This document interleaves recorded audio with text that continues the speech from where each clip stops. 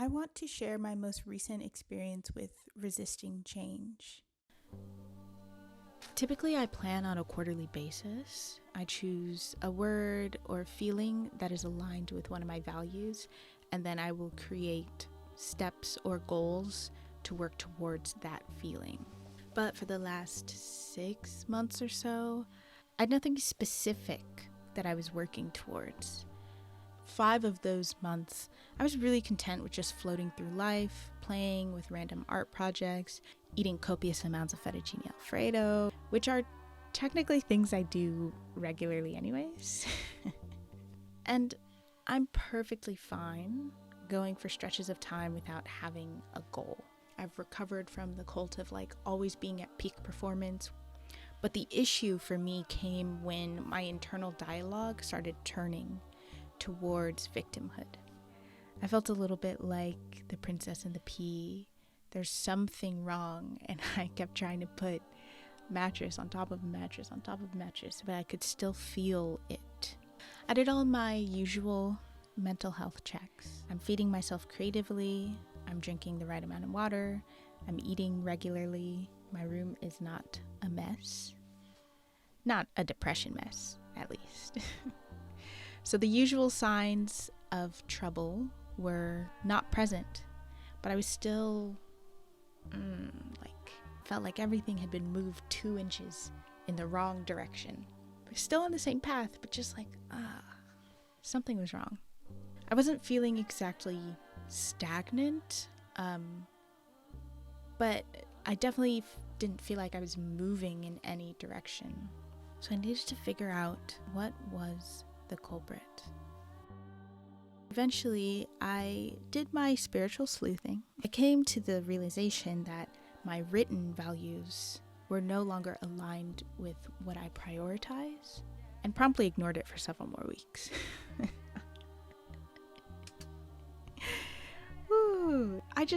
Honestly, I wasn't ready to really wrestle with that kind of work. But in 2018, when I had first crafted my core values, I had made such a huge deal out of it, both publicly and internally. I tied my sense of self to the values that I had written out. And another piece is a wound that comes in waves of not being consistent. And I don't mean even consistent in the productivity sense. I mean literally having a consistent understanding of myself.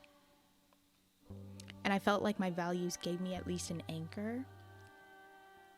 And so it was a very scary idea to release the anchor. I found that really scary.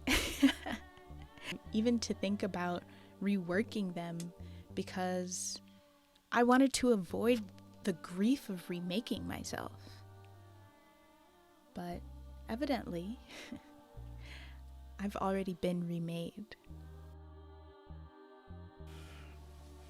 So finally, I showed up to the conversation.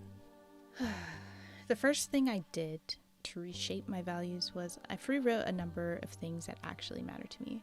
I believe my actual number was, there were 14, it was either 14 or 16 things, and I just wrote this in my journal.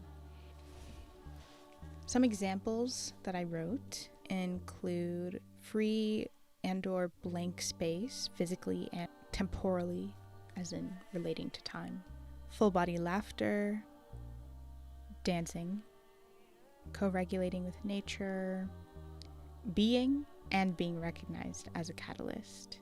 And I was sure to write this list in the wee hours of the morning because I wanted to hit that nice liminal space where I'm not fully awake, my brain isn't fully on, let's say, logic mode, but I'm still, alert enough to write things down.